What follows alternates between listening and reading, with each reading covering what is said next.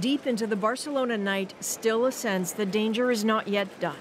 A manhunt for a murderous driver still underway, tourists still locked down or locked out, reliving what they'd seen hours earlier. I heard the sound of a crash, screams at the same time.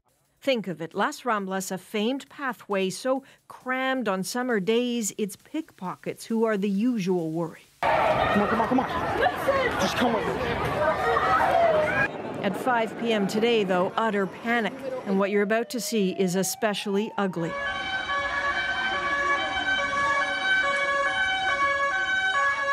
A white van had jumped off the narrow road into the center pedestrian mall, zigzagging at nearly 80 kilometers an hour, clearly aiming to kill. Es súper fuerte, tío. Niños y todo, tío. Madres y niños pequeños muertos en medio de las Ramblas, tío. I saw a white van with the side door open. We heard gunshots, whether it was the police or from the van, I don't know. Las Ramblas was just teeming with tourists, an elderly couple still seeming to clutch each other on the pavement. Here's the path of that van. It was rented earlier in the day. The driver first raced onto Las Ramblas right here at Plaza de la Catalunya. He ran over people for up to half a kilometer before finally stopping. Police locked down nearby train and metro stations and all the exits to the city. Then more panic shortly after the first attack. A car ran a police checkpoint a few kilometers from Las Ramblas, hitting 2 cops. Gunshots were later exchanged, one potential suspect killed. It got so confusing, police arrested 2 other men and found a vehicle on the outskirts of the city that had been rented at the same time as the van. But still, no sign of the attacker. Was he planning something else? Was he alone? Come on, come on. Come with me. In the shock, rumors of more threats, reports of someone taking hostages. That wasn't true, but periodically people surged down streets. For hours, the scared stayed locked inside stores. In the midst of this, a claim of responsibility on the ISIS news agency Amaq. Counterterrorism analysts find the message and the speed of it telling.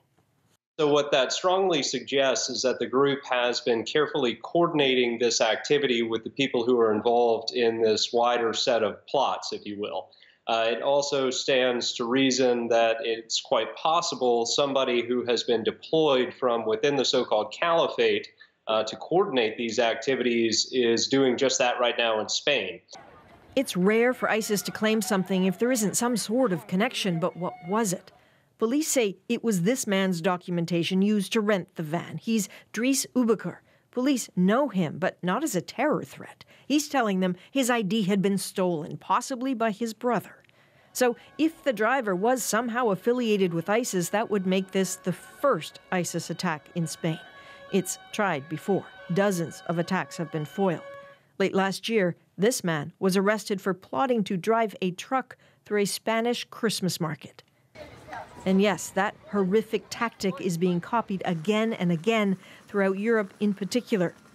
It's such a threat, it seems that the CIA warned Spanish authorities a few months ago that Las Ramblas was especially vulnerable to a vehicle attack and needed more protection. Now, Adrian joins me with more. There have been some late developments on this second attempted attack in Cambrils. What we're understanding is that Cambrils is currently under control. That's really important to them. Police are also learning, though, that this was, again, an attempt to use a vehicle, that a van mounted a pedestrian walkway. It flipped, however, and the 4 occupants of that van were then shot by police. One detail they have yet to confirm is whether these men were wearing explosive belts. There are a few suggestions they were, but that will be a really important detail for them to sort out. They've learned a lot, the police, in the last couple hours. For example, they really believe what happened in Barcelona was destined to be a lot more complicated. I think we have a little bit of video to show you that might explain this. Let's have a look. What you should be seeing are pictures of debris at a house. There was an explosion in this house about 200 kilometers outside of Barcelona yesterday. Now, one person was killed.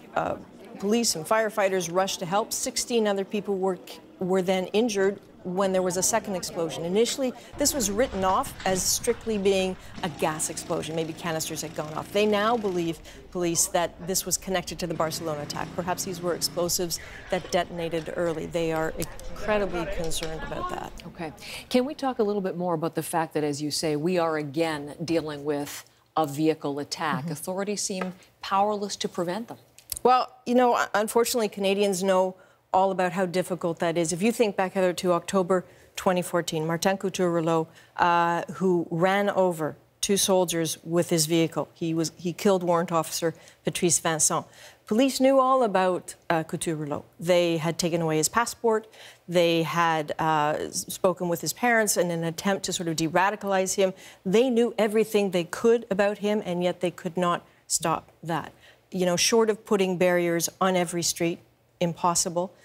It's very, very difficult for them to deal with it. This is a diabolical tactic. And used again today to devastating effect in Barcelona. All right, Adrienne, thank you very much. Welcome.